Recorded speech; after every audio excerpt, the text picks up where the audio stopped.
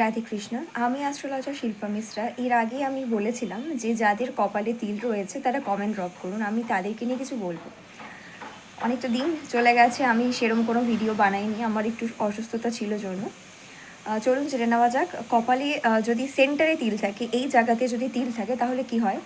যাদের কপালে ঠিক একদম মাঝ বরাবর তিল, মানে এই লাইন বরাবর তিল রয়েছে বা হালকা এই সাইড বরাবর তিল বা কোনো মোল রয়েছে, তাদের কি হয়, তারা কিন্তু মানুষকে চিনতে খুবই সক্ষম হন এবং জীবনে তারা যাই করুক না কেন খুবই সাফল্য কিন্তু তাদের খুব তাড়াতাড়ি আসে।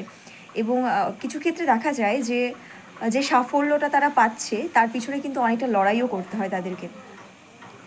এরা মানুষ হিসেবে খুব ভালো হয়, মনের দিকটা কিন্তু ভীষণ ভালো হয় এদের। এদের সাথে যে কোনো মানুষ যদি তাদের অসুবিধাতে তাদের কাছ থেকে হেল্প চায়, তাহলে কিন্তু এই মানুষরা তাদের খুব পাশে থাকে, খুব সাপোর্টিভ হয় এরা। এবং এখন আমরা জানবো যে যাদের তিল রয়েছে কিন্তু কপালের ঠিক বাঁ দিকে, কপালের বাঁ সাইডে যাদের তিল রয়েছে, কপালের বাঁ দিকে এই সাইডে ভুরুর এই নিচ বরাবর যাদের তিল রয়েছে কপালের বাঁ দিকে, তাদের নেচারটা কেমন হয় এবং তারা কেমন ধরনের মানুষ হয়। তারা কিন্তু অনেকটা ইগোসেন্ট্রিক মানুষ হয়, অনেকটা ইগো থাকে তাদের। এবং এই ইগোটা কিন্তু ভালোর ইগো, খারাপের জন্য আমি বলছি না, ভালোর দিকের ইগো। তারা কিন্তু বরাবরই ভুল করে মানুষ চিনতে, তারা মানুষ চিনতে তো একদমই পারে না এবং মানুষ এদেরকে বরাবরই চিট করে। আর এদের সবসময় একটা জিনিস দেখা যায় যে এরা ভীষণ ডিপ্রেশনে ভোগে।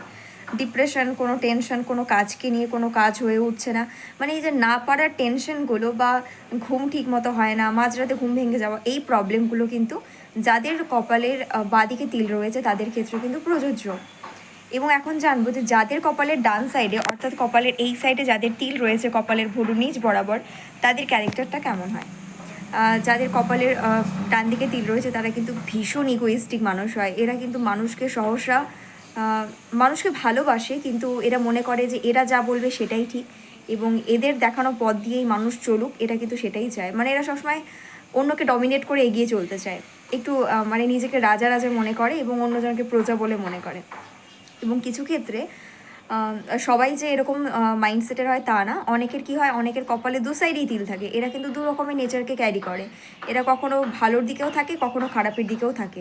কিন্তু যাদের কপালের ডান দিকে তিল রয়েছে তাদেরকে আমি বলবো একটু বাণী সংযত করা মাস্ট। কারণ এদের প্রচণ্ড রাগ হয়, এরা রাগের বশে এমন কিছু কথা বলে দেয় মানুষকে যে মানুষ এটার জন্য কিন্তু ভীষণ দুঃখিত হয়। এতটা পরিমাণে খারাপ পায় যে সম্পর্কটা খারাপ হয়ে যায় বা যে কোনো বন্ডিং খুব তাড়াতাড়ি নষ্ট হয়ে যায়।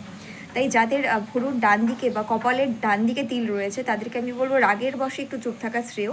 চুপ থাকলেই হবে, রাগ কন্ট্রোল করুন বা না করুন, সবাই তো আর কন্ট্রোল করতে পারে না, তবে রাগ কন্ট্রোল করা কিন্তু মাস্ট।